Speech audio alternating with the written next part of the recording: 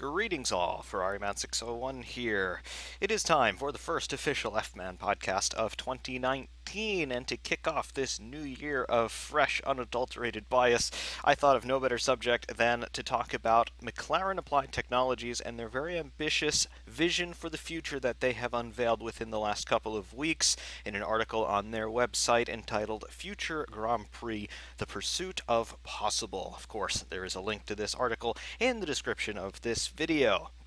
Let's take a look at this and talk about why I think this is just a bit of folly on the part of McLaren, and also on a little bit more of a sinister bend to all of this, how this, in my opinion, is attempting to shape everyone's expectations and shape everyone's desires in terms of what they want us to want from future motorsport.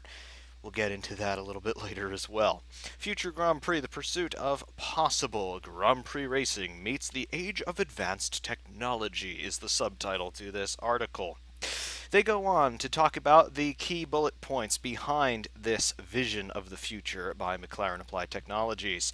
They go on, and I quote, 500 km/h inductively charged electric racing machines, onboard advanced AI co-pilot, AI meaning artificial intelligence, shape-shifting advanced active aerodynamics, I added the advanced there, thrilling circuits, fierce banking, strategy support via esports pathfinders, and inspired by comprehensive fan research.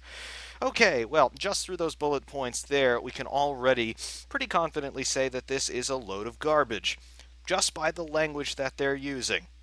First off, 500 km/h inductively charged electric racing machines. Well, that's pretty cut and dry. 500 km/h, that's pretty fast. Inductively charged electric racing machines. All right, well, no more engines. We're talking about electric motors, but the inductive charging is interesting. This means that we're going to be installing power loops underneath the asphalt on all racetracks throughout the world. That's interesting. Onboard advanced AI co-pilot. What? Shape-shifting active aerodynamics. That is literally fake news. That's just a whole bunch of flowery language trying to get 12-year-olds interested in this. Shape-shifting means absolutely nothing other than active aerodynamics. We're going to have movable aerodynamic elements of some sort, probably flaps, winglets, or all of the above. Thrilling circuits with fierce spanking. That could mean literally anything or nothing. Strategy support via esports pathfinders.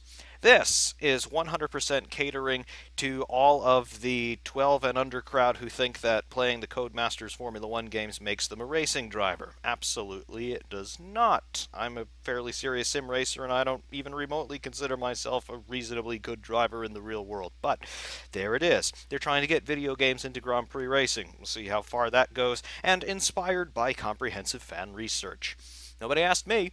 Now, I know that people will talk about the Autosport fan survey that happens every year or two, and every now and again, when they seem to want to give us the illusion of caring, Formula One puts up something on their website, some sort of a survey where you can participate and supposedly voice your opinion.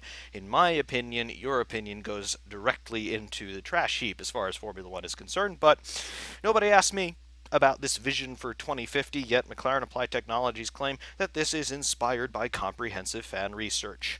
If they had asked me, I certainly would not have asked for inductively charged electric racing machines. But, of course, I digress. Continuing on with what McLaren have written here in this article, they open up by asking the rhetorical question in a tremendous triumph of dry humor. So, does it fly? No. No, this concept does not fly, and just looking at the computer renderings that have been released of this, accompanying this article, just outwardly it does not look all that different from the other futuristic open-wheel Formula One concepts that we've seen over the last decade or so. Thinking back to the Red Bull X series of cars in the Gran Turismo series, this doesn't look all that different from them. Similarly, there was a concept, I believe by Renault, that was released 2 or 3 years ago now, another hybrid car, not a pure electric one as this one, but similar. And McLaren themselves, the MP4X concept of 2013, 2014, something along those lines, of quite a few years ago now. This is well within the same vein of design. So nothing particularly innovative going on here, even from a graphics design standpoint. But continuing on with this article, staying true to the sport's mission to be road relevant. Full stop. Full stop right there. Road relevant.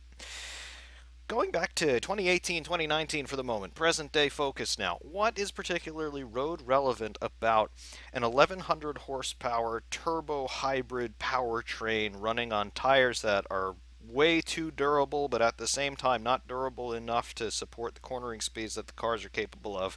And the engine technology alone in a Formula One car costs about $30 million to develop so that you can run it 20 times a year. What's particularly road relevant about that? Hearing nothing, I will continue. So, staying true to the sport's mission to be road relevant, we don't expect race cars to fly by 2050. And then they go into this long diatribe about all sorts of things like aerial congestion and noise pollution and drone sightings and disruption. So, a whole bunch of buzzwords here, again, catering to the 12-year-olds among us. But they are talking about the supposed growth of electric vehicles, which I suppose will happen in the not too distant future. We're already seeing that in the road car market, namely with companies like Tesla. By far, they're the most successful in terms of sales volume of the electric manufacturers at this point, but I think we could all reasonably conclude that that will be a trend that continues and starts really to take off. In my opinion, the only thing holding back the electric car at this point is the charging time. Not necessarily the range, but if you could charge one of these things in the same amount of time that it takes to fill a fuel tank now, then you've got yourself an electric car, even if it does mean sacrificing a little bit of range. But McLaren, they have taken another paragraph here just to come to the conclusion that no, this car will not fly. In fact, they call that the antithesis of Grand Prix racing. Right, so electric cars are not the antithesis of Grand Prix racing, but flying cars are. Interesting to note there. They're saying that excitement, in the second paragraph, excitement is of greater importance to fans than engineering complexity. Is it? Is it really?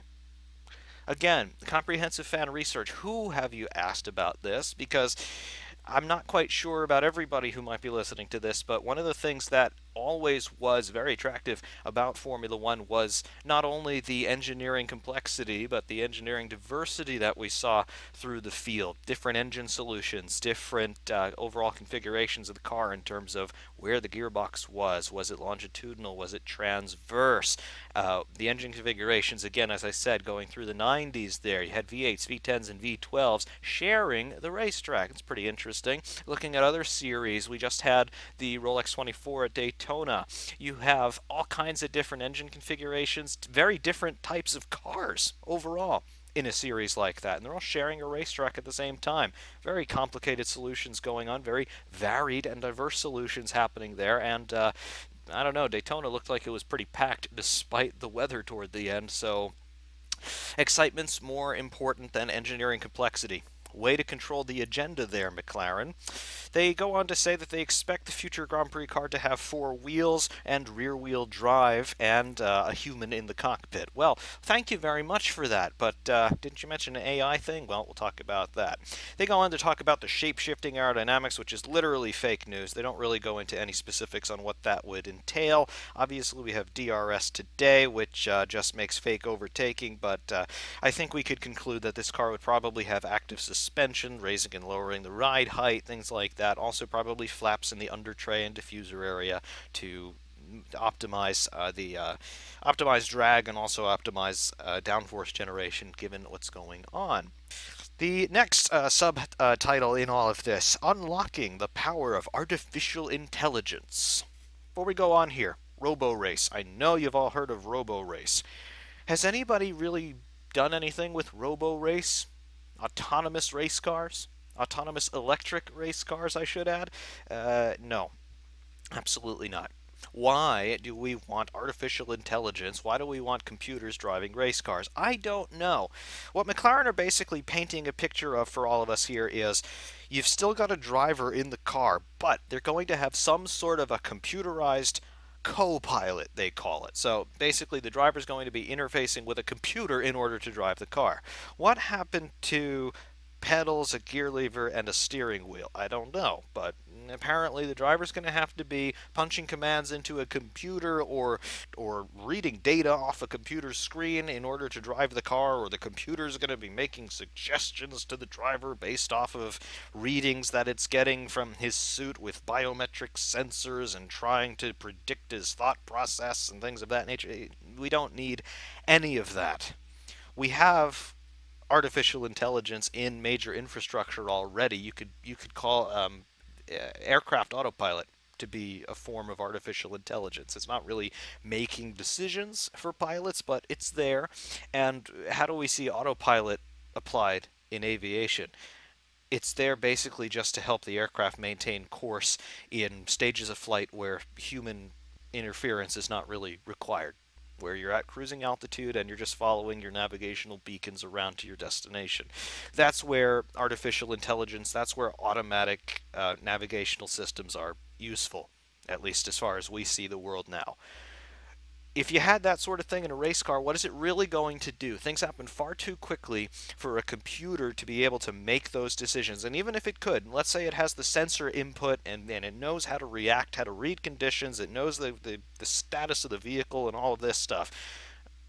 Is that what we're tuning in to watch? Or are we tuning in to watch the human element of mistakes can happen? Somebody can read the conditions wrong if there's a weather change and they go onto the wrong set of tires at the wrong time, or they just make a mistake and they punt a barrier and they lose a whole bunch of positions that way, or they're out of the race.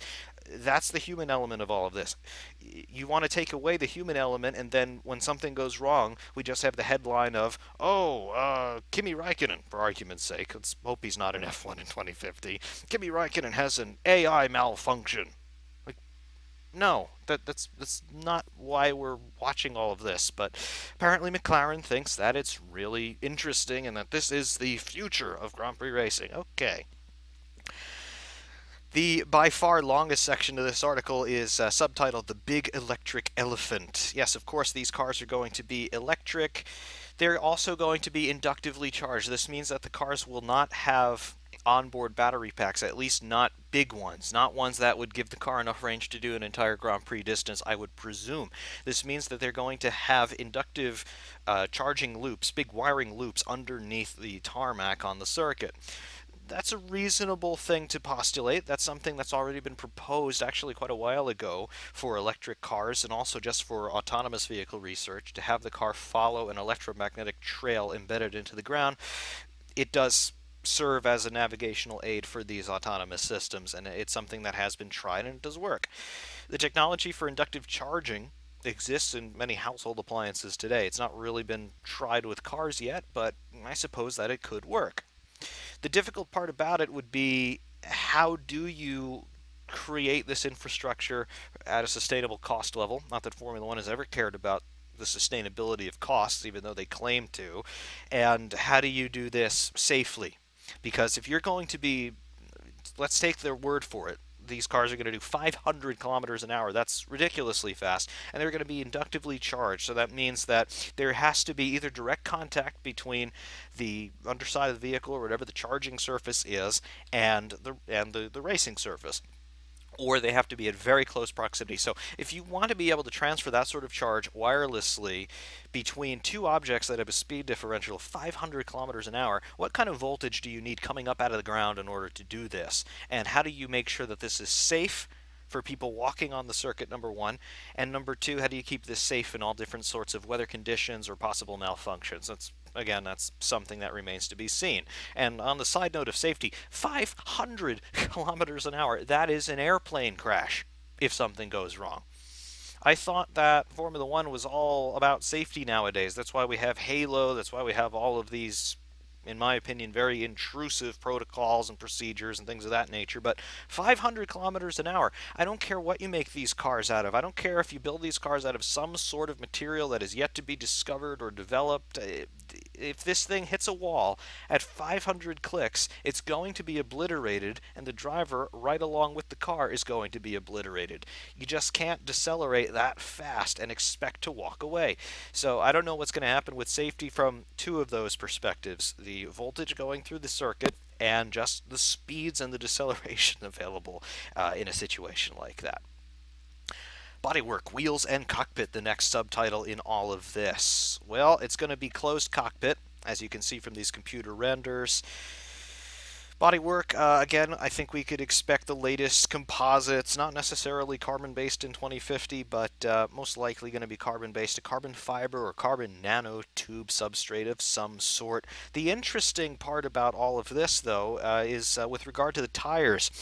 The tires, according to McLaren Applied Technologies, may be also made of a self-repairing composite with built-in inductive charging coils. Right. So I guess the inductive charging is going to happen through the wheels of the car. Interesting, but self-repairing composite tires. So we don't have to refuel, and now they're telling us that the tires are going to be able to repair themselves while they're running. So I guess we don't need pit stops anymore.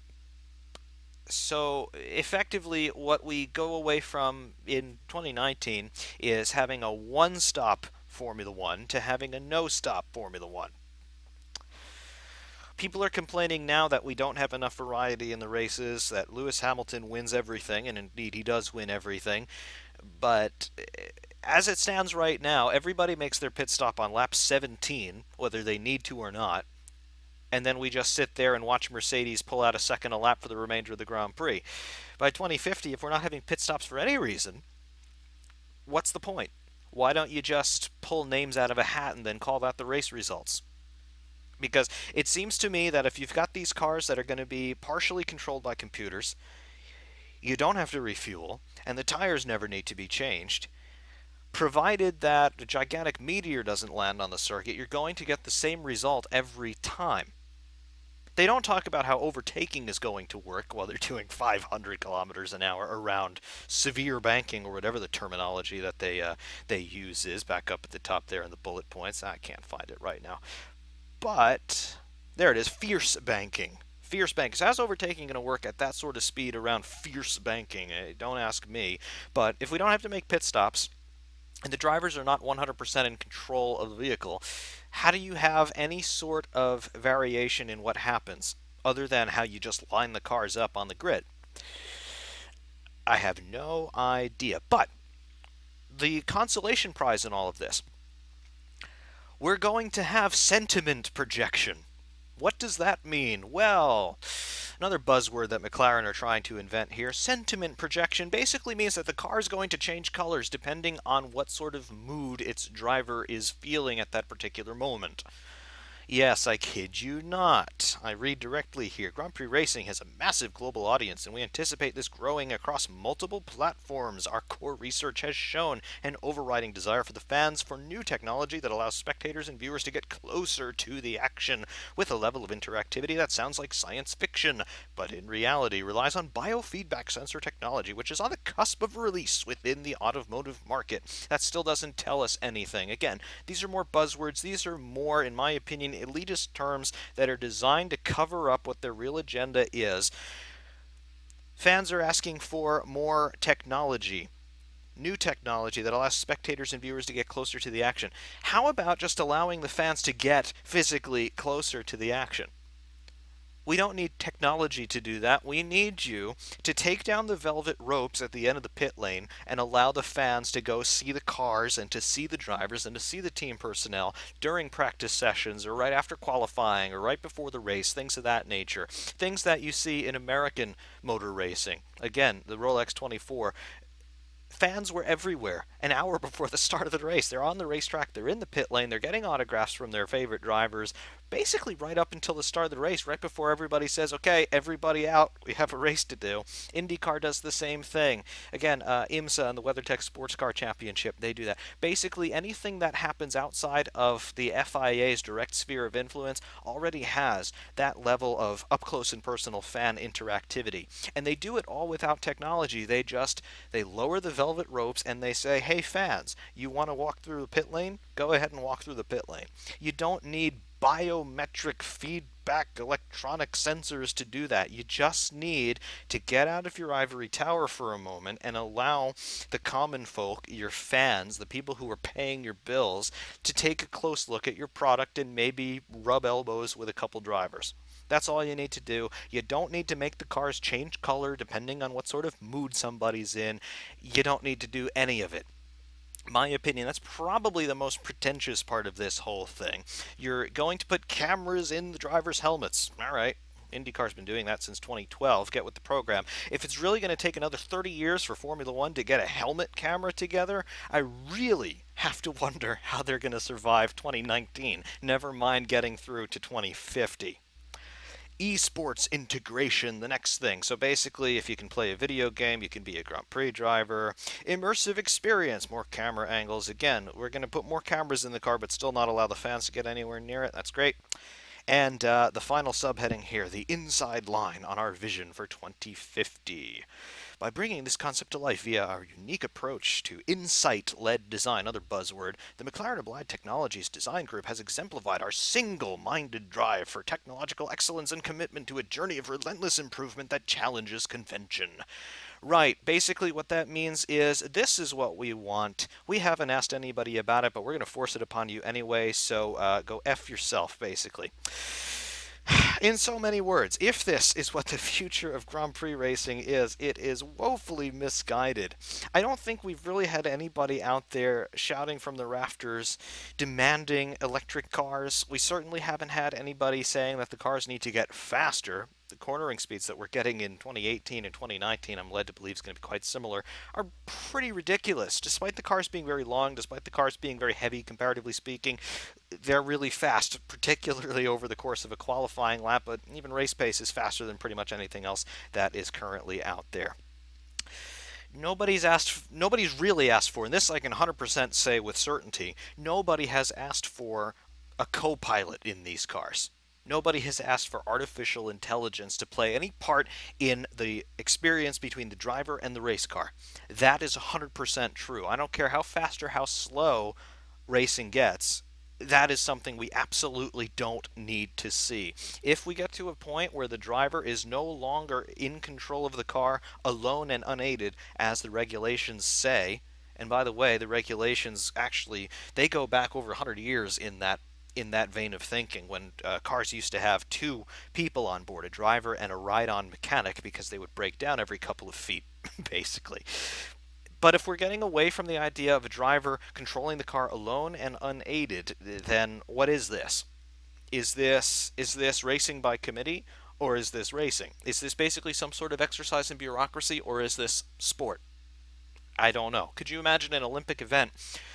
Let's pick an arena here, track and field. Could you imagine a 400-meter sprint where each participant had to have a conference with his coach and his doctor and everything else for every 100 meters of the 400-meter sprint? It would take 2 days to do the event, and it would be completely lost on anybody. Nobody would watch it. But that's effectively what's going on here with the driver and the AI and the team controlling the AI and telling the driver what to do through the computer, and the driver telling the computer what to do. It's a mess.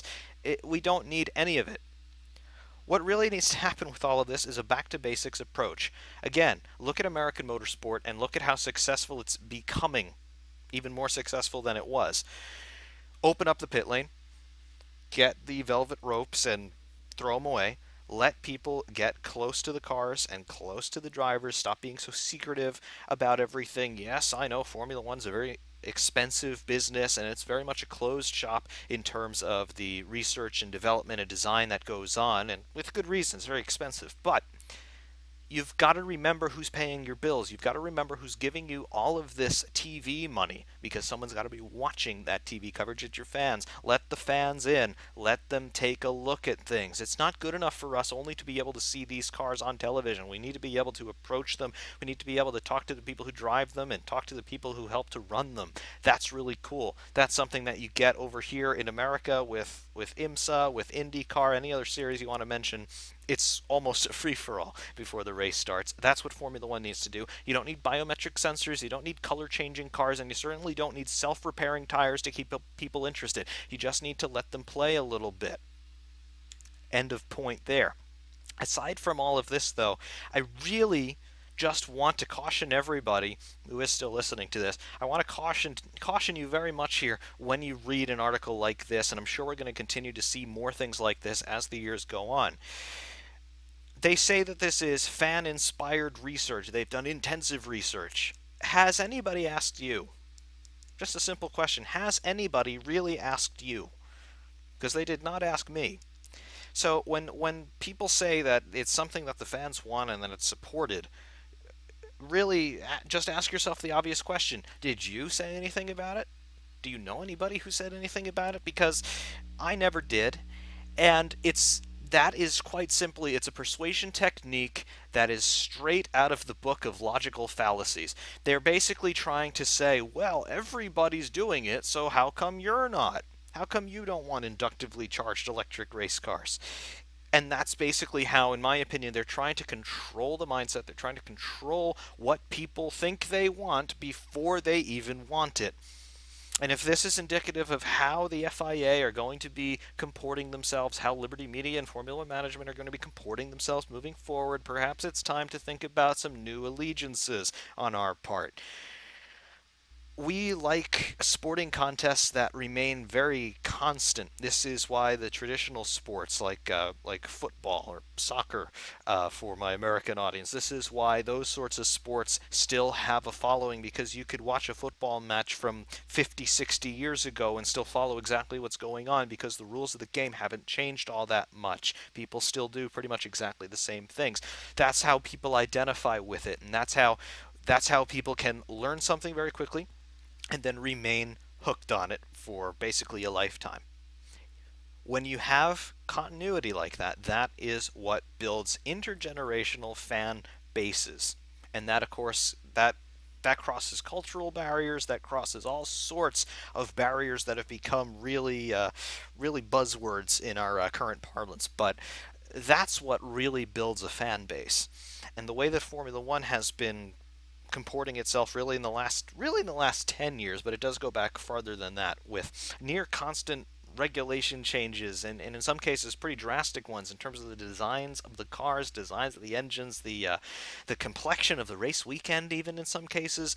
That confuses people and that turns people off. You need something constant. You need some sort of a foundation, some sort of a bedrock upon which to build, and Formula One, with this sort of mentality, has basically turned away everything that it was, and it's turned into something else that still doesn't have quite a set identity, because nobody's quite sure what it is, because it keeps changing. For 2020 and 2021, again, we're only 2 years removed from this now. The cars are going to look completely different again, and they might have different engines, or they might have different hybrid systems or something like that. Nobody knows what's going to happen in 2 years. Never mind 30. So again, I just have to caution everybody, when you read an article like this, given what Formula One does now and what they have done in the past with just making blind rule changes without asking anybody, and now with other series like Formula E, which was something else that nobody asked for, yet we got it anyway, and now it is the most popular thing on the internet for some reason, really just ask yourself a couple of basic questions. Did I ask for this? And if that answer is no, ask who did, because nobody asked for this. Yet now it's the greatest thing in the world, and of course we're talking about it. But yeah, there's just my 2 cents on the McLaren vision for 2050 with this inductively charged electric race car concept. And I think most of it is just pie in the sky. Most of it's just fancy buzzwords meant to sound impressive, but in reality they don't actually mean very much. And of course, you can go read the article for yourself, a link in the description. Until next time, though, I'd like to thank you all very, very much for watching Ferrari Man 601, saying thank you, and of course, we will see you soon.